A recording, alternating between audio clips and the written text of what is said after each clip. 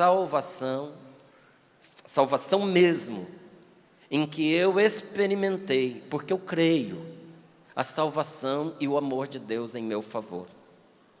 Foi no dia 8 de dezembro, meu filho estava em processo de formatura, ele tinha concluído seus 7 anos de formação, tinha concluído a faculdade, e naqueles dias seria a sua formatura.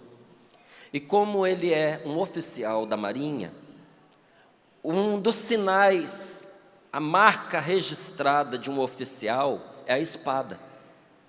Todo oficial, ele tem uma espada, seja ele da Polícia Militar, seja ele do Exército, seja ele da Marinha, seja ele da Aeronáutica, seja ele do Corpo de Bombeiros. Se ele é um militar e ele é um oficial, ele recebe uma espada. E na quinta-feira, dia 8, era o dia em que a espada seria abençoada na Catedral do Rio de Janeiro. E eu e a minha esposa saímos daqui bem cedinho, sem saber o que era essa missa de bênção da espada. Gente, eu nunca imaginei que era daquele jeito. Durante a cerimônia, o arcebispo militar, consagra aquele militar a Nossa Senhora da Imaculada Conceição. E consagra aquela espada a Nossa Senhora da Imaculada Conceição. Isso é dito, isso é proclamado na oração. E aquela espada é consagrada para defender a vida, não é para a morte. É para defender a vida, para defender a fé. E aquela espada é colocada aos pés da Virgem Maria, para que seja, por meio também dela, da sua bênção e da sua intercessão, um instrumento poderoso nas mãos de Deus. Não é a espada em si, é o que ela significa. E depois de o bispo fazer a consagração, cada um daqueles jovens que estavam se formando vão lá diante da imagem de Nossa Senhora e consagram a sua espada e dizem à Virgem Maria: é tua, eu estou aqui a teu serviço. É forte ou não é? Eu fiquei surpreso, fiquei emocionado. Mas quando nós estávamos aqui em Cachoeira Paulista e entramos no carro para ir para o Rio de Janeiro, eu senti, porque Deus estava me mostrando, que algo de muito ruim nos esperava pelo meio do caminho. E peguei a minha família que estava dentro do carro, minha esposa e o meu filho mais novo, e disse para eles: a gente sempre reza quando nós vamos pegar a estrada, mas eu vou pedir a vocês para que a gente faça a oração de uma maneira diferente, porque hoje eu não queria assustá-los. Eu disse: hoje o dia exige. Tem dias que a gente precisa ter uma especial atenção, e esse é um desses dias. E rezamos e pedimos ao Senhor que livrasse a nossa vida dos perigos, da morte e de tudo mais. E durante o trajeto, nós encontramos pelo menos umas 2 situações anormais, que nos colocaram em perigo. Mas chegamos lá no Rio de Janeiro, participamos da missa na catedral, foi muito bonito, e quando nós saímos dali, meia hora depois, 6 assaltantes chegaram junto do nosso carro, cada um com uma pistola, nos obrigaram a abrir, mas foi muito difícil, porque a minha esposa ficou angustiada, ela ficou nervosa, e ela não conseguia abrir a janela, e eles ficaram muito agressivos, por causa da demora. E eu tinha que conversar com ela para convencê-la a abrir a janela, porque era ela quem estava dirigindo. Eu tinha ido dormir às 3h30 da manhã, acordei às 6 para poder apresentar o Sorrindo para a Vida. Eu estava muito cansado, era perigoso que eu estivesse no volante do carro, na estrada, porque 2h30 de sono, isso não é dormir.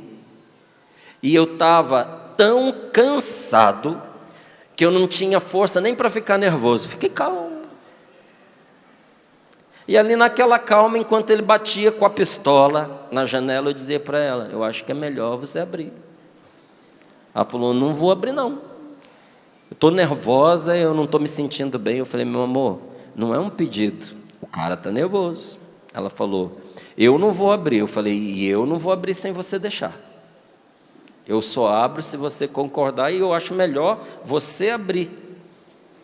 Aí ela disse, eu não vou abrir não. Eu falei, ué, se você não abrir, eu acho que ele vai atirar na gente. E depois de um bom tempo, conversando assim com ela resolveu abrir o vidro do carro. Quando abriu, ele puxou uma bijuteria que estava no pescoço dela.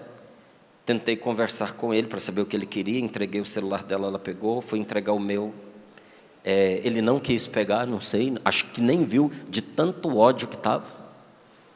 E interessante, durante todo o tempo que ele estava ali assaltando a gente, a arma estava na minha cabeça, não era na dela, não era para a gente, era na minha cabeça. Quando terminou o assalto, ele foi para o carro da frente. Só que no carro da frente, em nenhum momento ele apontou a arma para o motorista, para as pessoas que estavam lá. Ele, assaltando o carro da frente, continuava mirando na minha cabeça. Deixa eu lhe dizer uma coisa. Há uma palavra em Isaías que diz assim: aos que estão com Deus, aos que temem o Senhor, Deus lhes revela todas as coisas que vão acontecer antes mesmo que elas aconteçam. E não revela para nada, não revela para a gente ficar angustiado e com medo.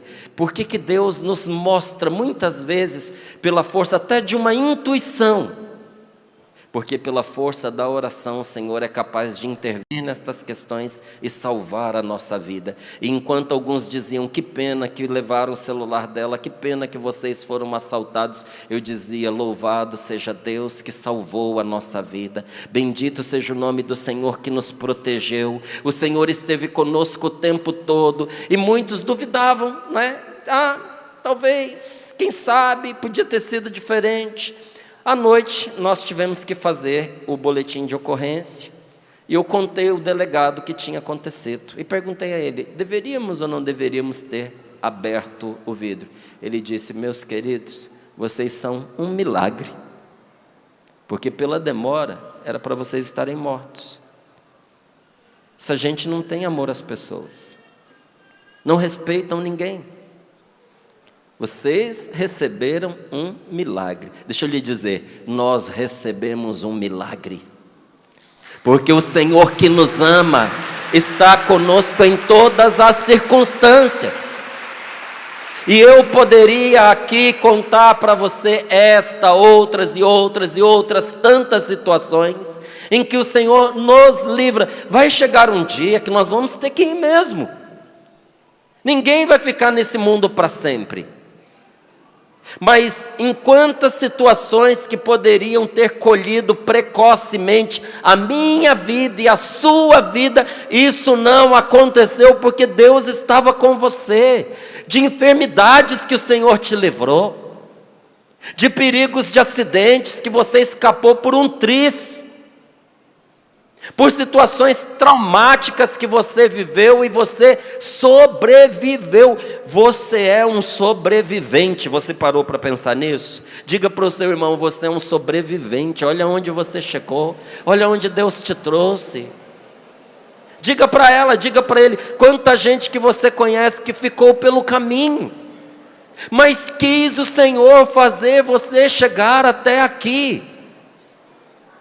Às vezes em meio a lutas que nós não compreendemos, meus queridos, mas o amor de Deus nos trouxe até aqui, só que nem todo mundo consegue experimentar esse amor, porque só experimenta esse amor quem o reconhece, e só o reconhece quem tem fé.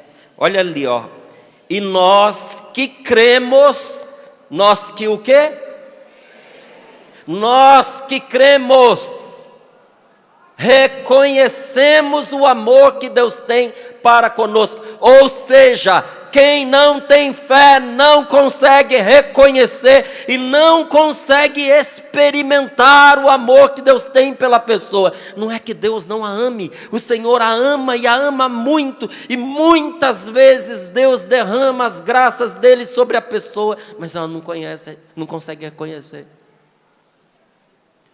Quem aqui é pai? Levanta a mão. As mães também levantem. Vamos dar um tchauzinho assim. Você ama seu filho? Sua filha? Na sua vida, durante toda a sua vida, tudo que você fez para eles visava o bem ou visava o mal? Em todas as situações eles reconheceram que você estava agindo em favor deles? Quantos que estão aqui escutaram da boca do próprio filho: você não gosta de mim, você não me ama, você gosta mais do meu irmão do que de mim, você gosta mais da minha irmã do que de mim, eu queria ter nascido em outra família, eu nasci na família errada. Por quê? Porque a gente não experimenta o que a gente não reconhece. E olha, não é que você não tenha amado seu filho ou sua filha. Talvez hoje ele entenda e talvez hoje ele diga: nossa mãe, perdão, nossa pai, perdão, vocês fizeram tantas coisas por nós, mas naquela altura eu não conseguia reconhecer. Muitos que estão aqui fizeram tudo pelos filhos, mas alguns dos filhos não se sentiram amados por um motivo: não conseguiram reconhecer que tudo que você fazia era pelo bem deles. É a nossa confiança em Deus que nos faz experimentar que Ele cuida de nós um dia de cada vez.